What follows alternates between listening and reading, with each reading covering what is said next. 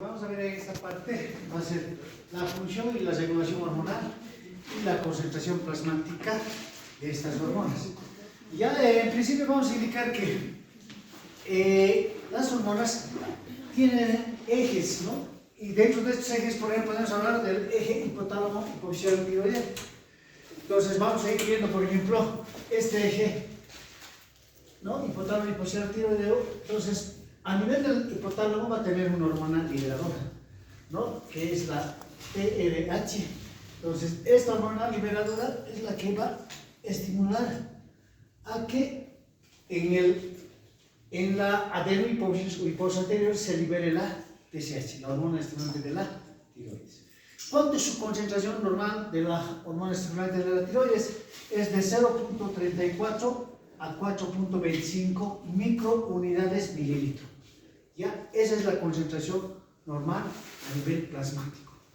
Esta hormona estimulante de la tiroides su acción, su órgano blanco va a ser la glándula tiroides. En la glándula tiroides va a producir la liberación de la T3, de la triiodotironina, y de la tetraiodotironina, también llamada tiroxina. ¿Cuál es la concentración de la T3? La T3 total, su concentración es de 77 a 135 nanogramos decilitro. Pero en forma libre, la T3 es de 2.4 a 4.2 picogramos mililitro. ¿Ya? De la T4, la T4 total es de 5.4 a 11.7 microgramos decilitro. De la T4 libre es de 0.7 a 1.2 nanogramos decilitro. Ya a nivel global. Estas hormonas sabemos muy bien, ¿no?, que son fundamentales en el crecimiento, desarrollo de los tejidos, ¿no?, de los tejidos. Cuando hablamos, por ejemplo, es que va a nivel de los tejidos, va a ser importante en la captación de oxígeno, va a ser importante en la síntesis de proteínas, ¿ya? Fundamentalmente. Entonces, las hormonas tiroides tienen que ver mucho en el metabolismo en general, ¿ya? Entonces, por eso es que estas hormonas tiroides son importantes. Ahora, sabemos muy bien, ¿no?, el aumento de estas hormonas tiroideas por encima de estos valores que estamos mencionando, les vamos a denominar hipertiroidismo, y por debajo de estos valores vamos a denominar hipotiroidismo. Ahora, en un hipotiroidismo, por ejemplo, que la TSH hemos dicho que está de 0.34 a 4.25 microunidades litro. La TSH en un hipotiroidismo va a estar aumentado, ¿ya? Va a estar aumentado en el hipotiroidismo, la TSH. Nosotros, por ejemplo, hacemos lo que en todos los centros de salud se hace el tamizaje neonatal. Y en el tamizaje neonatal lo que fundamentalmente pedimos es TSH. Ya, entonces, en el laboratorio que se realiza, por ejemplo, es menor a 10 unidades, que estamos viendo acá, donde está la TSH, menor a 10 microunidades mililitro. ¿No? Aquí está 4.25. Entonces tomamos nosotros como el valor normal menor a 10. Entonces, si está por encima de 10, ahí estaríamos hablando de hipotiroidismo. ¿Ya? Entonces, eso quiero que tomen en cuenta en esta situación. Entonces, este es el eje, ¿no?, hipotálamo hipofisiario tiroideo. ¿Ya? Entonces, vamos a otro eje. El eje hipotálamo hipofisiario adrenal, ¿no? Y si vemos acá, por ejemplo, hay una hormona liberadora, corticotropa, que va a hacer que se libere a nivel de la hipófisis anterior la ACTH, la adrenocorticotropina. Su concentración, por ejemplo, de la adrenocorticotropina es de 6 a 76 picogramos mililitro. ¿Ya? Eso a nivel plasmático. Esta ACTH va a actuar a nivel de la glándula suprarrenal, específicamente en la corteza suprarrenal, donde va a producir la liberación de los mineralocorticoides y de los glucocorticoides. Dentro de los mineralocorticoides, el principal es la aldosterona. Y sabemos muy bien que la aldosterona es la hormona que regula la presión arterial. ¿Ya? Entonces sabemos muy bien que la aldosterona, ¿cómo regula la presión arterial? Absorbiendo sodio a nivel del túbulo contorneado distal y colector, ¿no? Y esta hormona, su concentración, por ejemplo, en las personas que están de cúbito dorsal y con una dieta normosódica es de 16 nanogramos de decilitro. ¿Ya? Ahora, los glucocorticoides, la hormona principal, o sea que tiene mayor actividad, es el cortisol, y esta va a tener un ritmo circadiano. ¿Ya? De 8 a 12 de la mañana va a estar en una concentración a nivel plasmático de 5 a 25 gramos de decilitro. De 12 a 20 horas, ¿no? De 12 del mediodía a 20 horas, va a estar en una concentración de 5 a 15 gramos de decilitro. Y de 20 de la noche hasta las 8 de la mañana, el día siguiente, hasta 10 gramos de decilitro. ¿Ya? Esa es la concentración. Entonces, bien importante también en relación al ritmo circadiano, ¿no? En qué momento estamos tomando, ¿no? La muestra de sangre para cuantificar la concentración de esa hormona. ¿Ya? Entonces, por eso es importante. Igual, el cortisol, sabes muy bien, es importante en el metabolismo de nuestros nutrientes. Por ejemplo, a nivel de los carbohidratos, el cortisol, ¿qué procesos metabólicos va a estimular? Va a estimular la lipólisis, va a estimular la gluconeogénesis. Lo que quiero que tengamos bien en cuenta es, en este sentido, las hormonas contrarreguladoras de la insulina son, por ejemplo, la hormona de crecimiento, el cortisol, estos los cortisol, los glucocorticoides, el glucagón, la adrenalina. Estas son hormonas contrarreguladoras de la insulina, o sea, son la acción opuesta a la insulina. ¿Ya? Entonces, dentro de eso está el cortisol. Muchas veces, ¿no? El exceso de cortisol, ¿a qué puede llevar en nuestro organismo? Al síndrome de Cushing.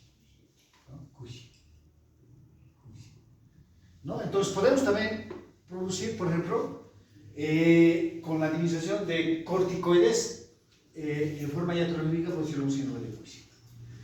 Y por eso es que el cortisol, cuando se le administra, por ejemplo, como la dexametasona, por ejemplo, o la prednisona, esos pacientes tienen el riesgo de tener efectos colaterales, como por ejemplo, hipertensión arterial, diabetes, ¿ya? Osteoporosis. Entonces, por eso es importante. Si nosotros hablamos, por ejemplo, de los fármacos que son, en este caso, los fármacos esteroideos, y estamos hablando, por ejemplo, dentro de los fármacos esteroideos como la dexametasona, la prednisona, la betametasona, ¿no? Entonces, estamos hablando de esos fármacos. Entonces, estos, o sea, en su administración en exceso pueden llevar, como les decía, a tener hipertensión arterial, a tener diabetes. Entonces, por eso es importante. Y son estos, ¿qué acción tienen? Son antiinflamatorios, son potentes antiinflamatorios. ¿Ya? El proceso inflamatorio se utiliza. También se utiliza en reacciones alérgicas, ¿no? Entonces, utilizamos los corticoides. Ya. Vamos ahora también a nivel, y esto ya a nivel del sistema nervioso, ¿no? Simpático, por ejemplo. ¿Cuáles son sus neurotransmisores del sistema nervioso simpático? Son las catecolaminas, ¿no? Son para el sistema nervioso simpático. Dentro de esto tenemos la adrenalina y la noradrenalina. Dentro de la adrenalina, por ejemplo, en pacientes que están de cúbito dorsal, la concentración es menor a 273 picomoles litro. La noradrenalina, igual en personas que están de cúbito dorsal, es de 110 a 410 picogramos mililitro. Esa es la concentración. Entonces, también habíamos mencionado en la anterior clase que dimos, o sea, las acciones, ¿no es cierto? Dependiendo del tipo de receptor a que se una, va a producir una acción determinada, ¿no? Tanto la adrenalina como la noradrenalina. Eso vendría a ser el eje tiroideo adrenal. Tenemos el eje hipotálamo pituitario gonadal. Entonces, por ejemplo, podemos ver acá Y cuando hablamos de esto, de que hay una hormona liberadora, ¿no? Tanto para la folículo estimulante como la hormona luteinizante, que es la hormona gonotrofina, ¿no? Liberadora que se produce a nivel del hipotálamo, ¿no? Entonces, esta hormona a nivel de la hipófisis anterior va a liberar a la LH y a la FSH. Y estas van a, por ejemplo, a actuar, sabes muy bien, a nivel de las gónadas, ¿no? En los ovarios y a nivel de los testículos. En los testículos, ¿no? Van a producir la liberación de la testosterona. Y la testosterona, sabes, muy importante para la espermatogénesis. Entonces, acá, por ejemplo, en mujeres, la concentración de la testosterona es de 6 a 86 nanogramos decilitro. En los varones, de 270 a 1070 nanogramos decilitro. En forma libre, también vamos a encontrar la testosterona en mujeres de 3 a 19 picogramos mililitro, en varones de 90 a 300 picogramos mililitro. ¿Ya? Estas son las concentraciones, ¿no?, normales que se encuentran a nivel plasmático. Ahora, en cuanto a la progesterona y los estrógenos, dentro de los estrógenos tenemos el estradiol, ¿cierto? En mujeres, por ejemplo, en la fase folicular, la concentración del estradiol se va a encontrar entre 20 a 145 picogramos mililitros. En la fase luteínica vamos a encontrar de 20 a 241 picogramos mililitros. En varones vamos a encontrar el estradiol en una concentración de 20 picogramos mililitros. ¿Ya? Eso en cuanto al estradiol. En cuanto a la progesterona, en las mujeres en la fase folicular vamos a encontrar de 0,1 nanogramos mililitro y en los varones de 1 nanogramos mililitro. Esas son las concentraciones plasmáticas que vamos a encontrar de esto. Después tenemos, sabemos muy bien, la testosterona, por ejemplo en este caso la progesterona, también tiene que ver con la función del desarrollo de los caracteres secundarios, ¿no?, masculinos y femeninos, ¿no? En este caso la testosterona, y haciendo diferencia el estrógeno y la progesterona. Bueno, si vemos acá también, tanto la hormona folículo estimulante, vamos a encontrar en una fase folicular, por ejemplo, la concentración a nivel plasmático de 3 a 20 microunidades litro mililitro. En una fase ovulatoria vamos a encontrar de 9 a 26, ¿no?, microgramos unidades internacionales mililitro. Y en una fase luteínica de 1 a 12 microgramos unidades internacionales mililitro. Ya, eso en casos en que la mujer esté menstruando, porque también son otros valores, ¿no?, en mujeres postmenopáusicas. Ya, la luteinizante, de la misma forma, en la fase folicular vamos a encontrar de 2 a 15, ¿no?, microunidades litro mililitro, ¿no? En la fase ovular igual de 22 a 105 microunidades internacionales mililitro, y en la fase luteínica de 0,6 a 19 microunidades internacionales mililitro. Ya, esas son las concentraciones de estas condiciones. Bueno, tenemos otro eje, que es el eje somatotropo. ¿Eso es relacionado con qué? Con la hormona de crecimiento. Igual tenemos en este caso esta hormona de crecimiento. A nivel del hipotálamo vamos a tener dos hormonas, la hormona liberadora como también la hormona inhibidora de la secreción de la hormona de crecimiento. Su concentración, por ejemplo, a nivel plasmático es de 0 a 5 nanogramos mililitro. ¿Ya?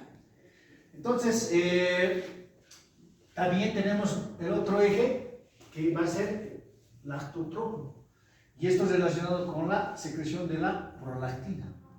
Igual tenemos esta hormona, igual a nivel del hipotálamo tiene la hormona liberadora de la prolactina, como también tiene la hormona inhibidora de la prolactina. ¿Ya? O también la dopamina, es que también puede inhibir a la prolactina, ¿no?, que se produce a nivel del hipotálamo. La prolactina a nivel plasmático en varones es de 2,5 a 17 nanogramos mililitro, en mujeres es de 1,9 a 25 nanogramos mililitro. Su acción de la prolactina es a nivel de las glándulas mamarias, estimulando la producción de la leche, ¿no? Y acá, por ejemplo, también vamos a tener otra hormona, ¿no?, que va a actuar a nivel de la glándula mamaria, que es la oxitocina.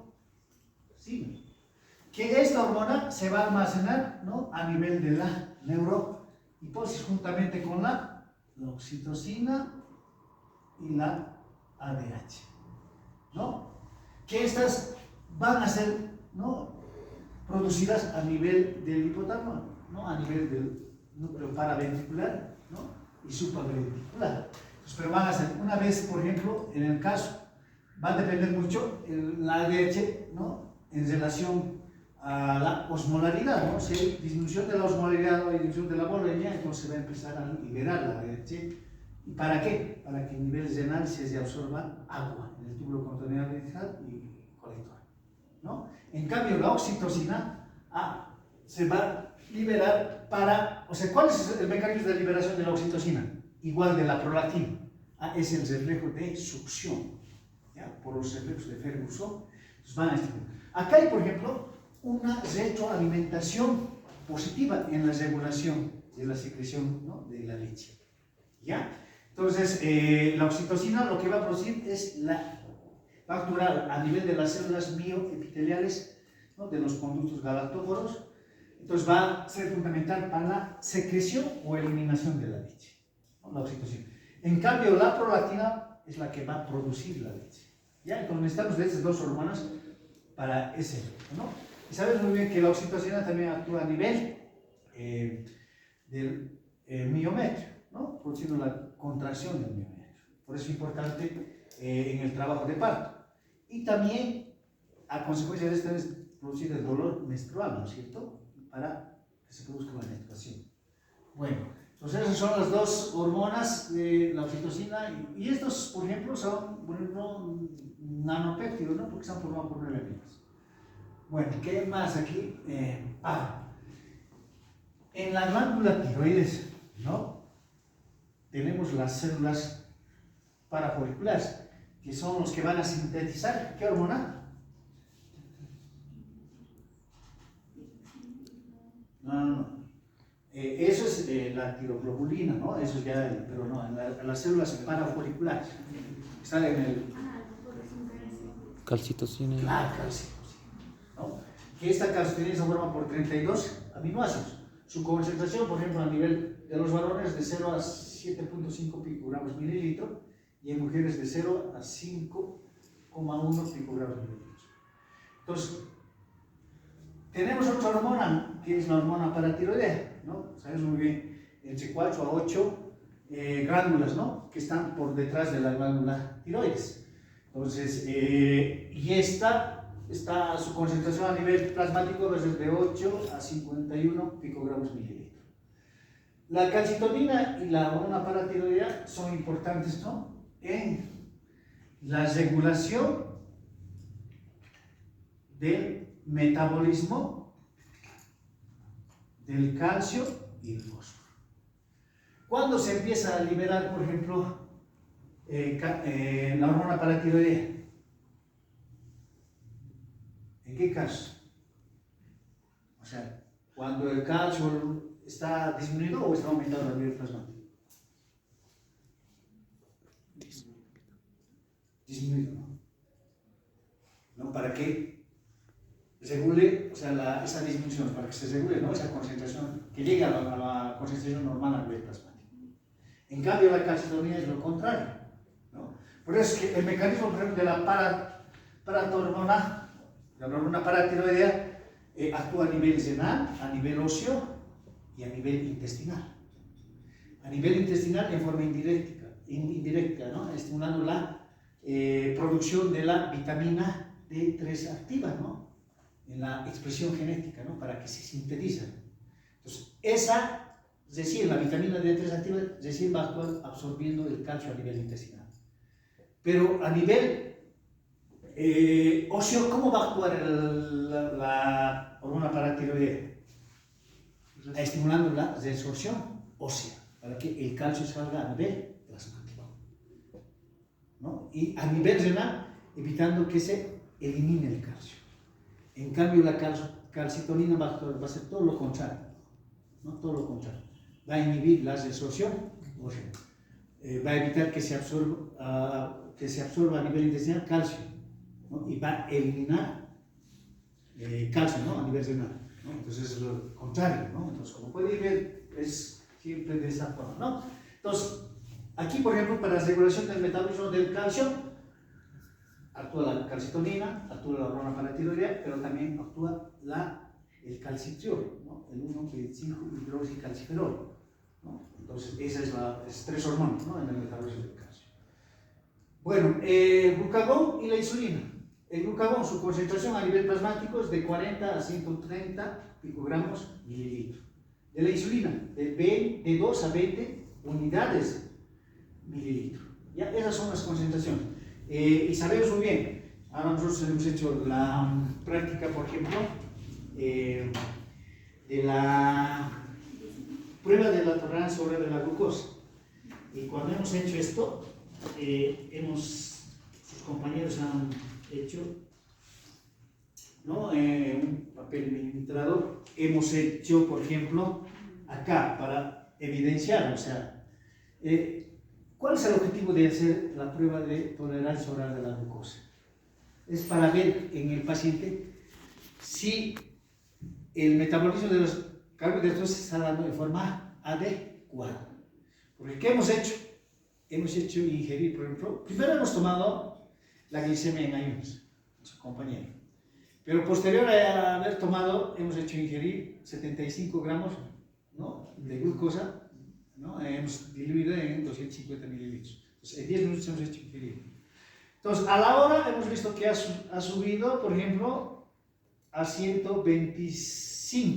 26 miligramos de litro, posterior a lo que ingerí. Pero posteriormente ha iniciado con 97 miligramos de litro y ha disminuido a 90. Ahora alguien me decía, pero ¿qué pasa si es caso sigue bajando esto, sigue bajando? ¿Qué diría? Va a haber hipoglucemia, pero entonces ¿qué me estaría funcionando?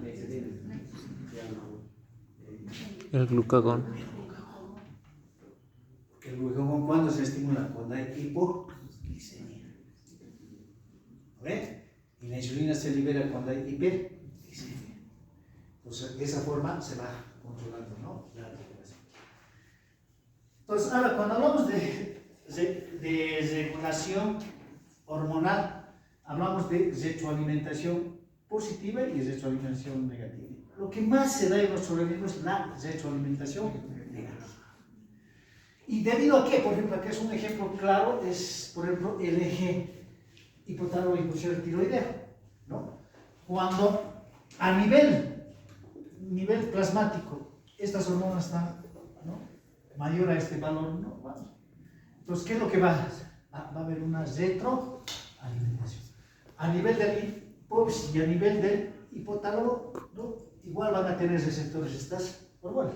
Lo que van a hacer es de que la hormona liberadora, ¿no?, tirotropa, ya no estimula a la hormona estimulante de la tiroides.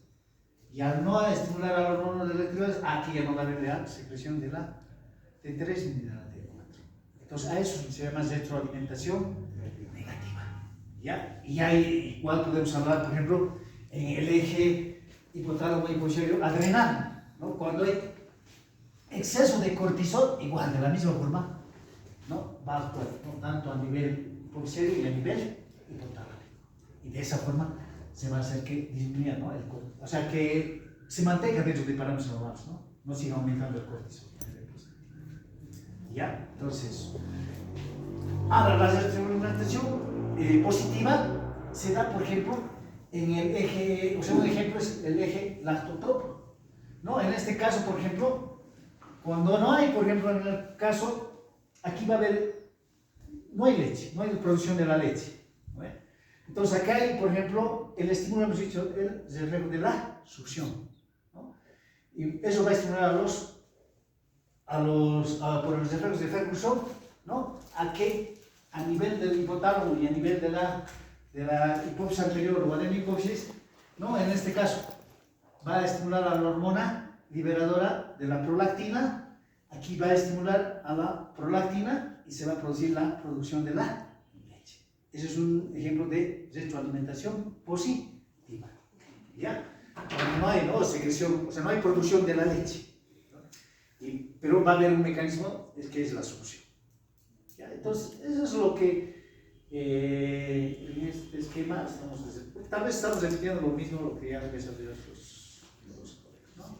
Es preguntar específicamente las concentraciones, ¿no?, plasmáticas que ya, o sea, en relación a eso, de todo, ¿no?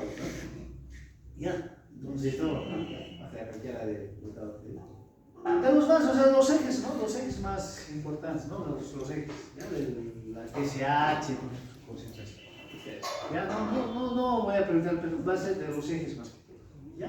De los ejes, no tanto así, por ejemplo, de estaquirosis, pero sí de los ejes, de la TSH, de la H, ¿no? Entonces, las que te llegaron del hipotálamo, ¿ya? Sí, ¿ya?